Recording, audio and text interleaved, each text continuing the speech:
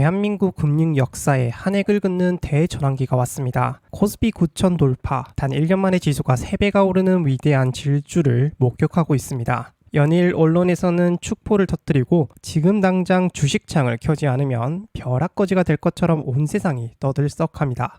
그런데 솔직히 여쭤보겠습니다. 지수 9천이라는 숫자를 보며 마냥 기쁘기만 하십니까? 혹시 가슴 한구석에 말 못할 소외감과 조급함이 밀려오지 않으시나요? 코스피가 3배 뛰는 동안 왜 내 계좌 수익률은 제자리일까? 남은 기회를 놓친 걸까? 지금이라도 삼성전자나 SK하이닉스 막차를 타야 하나? 밤잠 설치며 괴로워하고 계신다면 이 영상 정말 잘 찾아오셨습니다. 단언컨대 그 불안감은 여러분이 투자를 못해서가 아닙니다. 지금 시장이 철저하게 설계한 수급의 착시 때문입니다. 대형주가 만든 화려한 숫자에 취해 추격 매수 버튼을 누르는 순간 당신은 이번 랠리의 주인공이 아니라 마지막 설거지 주자가 될 수 있습니다. 이번 영상에서는 국뽕과 뜬구름 잡는 낙관론을 싹 걷어내고 조만간 대형주에서 빠져나올 수십조 원의 뭉칫돈이 강제 유입될 수밖에 없는 3가지 수급 길목을 살펴보겠습니다. 이 흐름을 모르면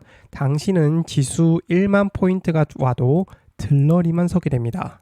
진짜 숫자부터 보겠습니다. 어제 18일 코스피가 사상 최초로 9천을 돌파하던 그 영광스러운 순간 시장 전체 상장 종목의 무려 83%에 달하는 790개 종목은 오히려 하락하며 피눈물을 흘렸습니다. 가격이 오른 건 고작 114개 뿐이었죠. 지수는 최고치인데 왜 대부분의 종목은 조용할까요? 최근 코스피 상승은 철저한 대형주 주도형 쏠림 장세로 갔기 때문입니다. 올해 늘어난 코스피 시가총액의 70% 이상을 단 2종목 삼성전자와 SK하이닉스가 독식했습니다. 두 괴물의 합산 시총이 코스피 전체의 54%입니다. 냉정하게 이 두 종목을 빼고 나면 현재 코스피는 9천이 아니라 4,100선인 거죠. 그러니 낙담하지 마십시오. 거대한 우량주들이 먼저 시장의 천장을 열어주어야만 뒤따라 시장 전체의 밸류에이션 리레이팅이 일어납니다. 즉 지금의 극단적인 소외장세는 위기가 아니라 전반전이 끝나고 중소형주로 돈이 퍼져나가는 대박 후반전이 시작되기 직전에 가장 완벽한 매수 타이밍이라는 뜻입니다. 더 중요한 건 이 장을 움직이는 머니무브의 방향성인데요. 올해 들어 외국인 투자자들은 코스피에서 약 103조 원을 순매도하며 조용히 차익 실현을 하고 떠났습니다. 2008년 금융위기 당시 외인이 던진 돈이 62조 원이었는데요. 그것의 2배에 가까운 폭탄을 던진 거죠. 이 물량을 누가 받았습니까? 바로 개인 투자자들이죠. 개인 투자자들은 102조 원을 순매수하며 온몸으로 외국인의 매도를 받아냈습니다. 그런데 문제는 이 과정에서 증권사 빚을 낸 신용융자 잔고가 37조 3천억이라는 역사상 유례없는 수준까지 치솟았습니다. 빚은 잘 나갈 때는 문제가 없죠. 그러나 조금이라도 삐걱된다면 재앙이 됩니다. 지수가 가파르게 오른 만큼 단기적인 숨고르기나 변동성은 올 수 있습니다. 대형주가 10%만 흔들려도 신용 반대 매매 물량이 쏟아지며 시장이 요동칠 수 있죠. 하지만 냉정하게 펀더멘탈을 보십시오. 올해 코스피 전체 영업이익 추정치는 무려 875조 원입니다. 외국인들이 파는 건 한국 시장이 망해서가 아니라 대형주 비중이 너무 커지니까 기계적으로 포트폴리오를 비워내는 리밸런싱일 뿐입니다. 그렇다면 대형주를 팔아치운 외인들의 현금 그리고 시장에 넘쳐나는 37조 원의 유동성은 어디로 향하고 있을까요? 대형주가 비싸져서 더 이상 진입하기 부담스러운 순간 자석처럼 실질적인 낙수 효과가 전통으로 꽂히는 공급망 내부로 강제 유입될 수밖에 없습니다. 우리가 집중 공략해야 하는 곳이죠. 현재 증권사들이 제시하는 올해 코스피 최고 상단 평균치가 1900선입니다. 현재의 9천선은 목표치의 약 83%까지 도달한 자리인데요. 등산으로 치면 정상을 눈앞에 둔 죽음의 구부능선 자갈밭에 서 있는 겁니다. 지수 7천에서 8천까지 20일, 8천에서 9천까지 단 23일 걸렸습니다. 속도가 미친 듯이 가팔랐는데요. 주식 역사에서 상승 각도가 수직에 가까워진다는 건 뒤이어 찾아올 단기 조정의 칼날 역시 단두대처럼 매섭게 떨어질 수 있다는 뜻입니다. 이 자갈밭에서 대형주를 더 먹겠다고 추격 매수하며 탭댄스를 추는 건 무모한 짓입니다. 현명한 투자자라면 조급함을 버리고 잠시 신발끈을 묶어야 합니다. 대형주가 뚫어놓은 상단 아래에서 낙수 효과를 제대로 누릴 수 있는 종목에 주목해야 하는 이유죠. 진짜 알짜배기 길목을 선점해야 할 타이밍입니다. 우리가 주목해야 하는 건 허상이 아닌 실제 돈의 궤적, 즉 삼성전자와 SK하이닉스가 2026년 집행하는 합산 70조 원의 설비 투자 자금이 정통으로 내리꽂히는 진짜 핵심 길목 세 곳입니다. 삼성닉스와 함께 날아갈 종목을 찾고 싶다면 핵심 길목 세 가지를 기억해야 합니다. 그리고 그 첫 번째 길목은 HBM4 전환 투자의 필수 공정 미세화 및 시각 증착 섹터인데요. HBM4부터는 두께 제약을 극복하기 위해 베이스 다이를 파운드리 선단 공정으로 제작해야만 합니다. 공정이 미세화될수록 웨이퍼를 정밀하게 깎아내고 증착하는 고부가가치 장비 수요가 폭증할 수밖에 없는데요. 대형주가 돈을 아끼더라도 생존을 위해 이 미세화 투자는 무조건 늘려야 합니다. 이 길목의 대표적인 기업이 바로 전공정 증착 장비의 핵심인 원익 IPS, 그리고 반도체 칩을 얇게 깎아내는 시각 장비 체인에 속한 주성 엔지니어링 같은 곳들입니다. 비록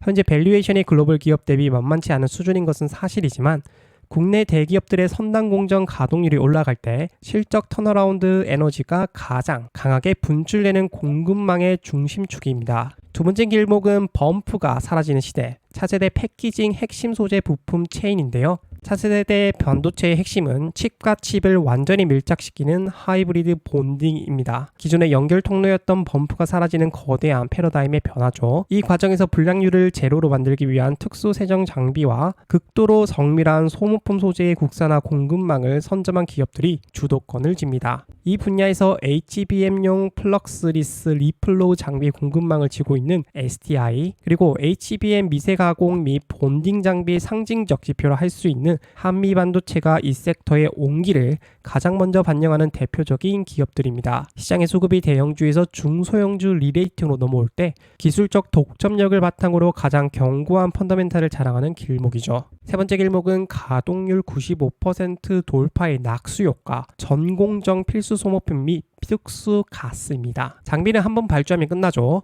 그러나 공장이 돌아갈 때마다 무조건 돈을 찍어내는 마진 창고가 있습니다. 바로 소재와 가스인데요. 현재 삼성 평택 공장과 SK 청주 M15X 가동률이 95%를 돌파했습니다. 공장 돌리는 라인에 특수가스와 방막 소재를 공급하는 국내 강소기업들은 가동률 상승에 따른 레버리지 효과를 고스란히 누리게 되죠. 특수가스 및 소재 공급 체인의 핵심인 솔브레인과 반도체 공정용 방막 증착 소재를 공급하는 레이크 머티리얼즈 같은 기업들이 여기에 해당합니다. 주가는 아직 지수의 화려함에 가려져 잠잠해 보이지만 대형주 공장이 쉼없이 돌아가는 한 매분기 가장 솔직하고 안정적인 현금 흐름을 증명해낼 수 있는 알짜 섹터입니다. 투자는 벌 때보다 잃지 않을 때 부자가 되죠. 앞서 살펴본 세 가지 길목과 함께 지금 시장을 뒤흔들 수 있는 세 가지 치명적인 뇌관을 기억하고 리스크 관리를 병행해야 합니다. 그 첫 번째는 연준의 매파적 스탠스죠.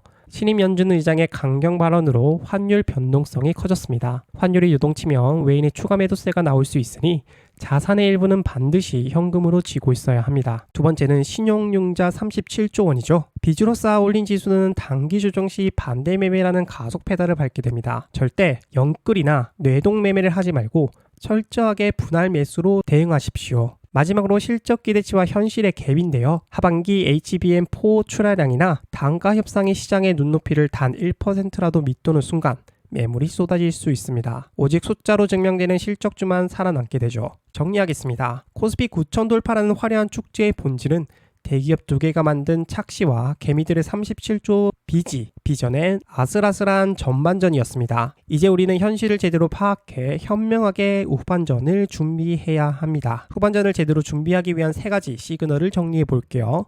먼저 하루 상승 종목 수가 50% 이상으로 회복하는지 확인해야 합니다. 언제까지 시장이 삼전닉스에 의존할 수는 없겠죠. 상승 종목 수 50% 이상은 삼전닉스의 낙수 효과를 확인할 수 있는 기준으로 삼을 수 있습니다. 다음으로 코스닥의 상승인데요. 앞서 삼전닉스의 낙수 효과를 볼 종목은 코스닥에도 많습니다. 이에 삼전닉스 낙수 효과가 코스닥에도 흘러 들어가는지 확인해야 합니다. 마지막으로 대형주에서 중소형주로의 수급 다변화인데요.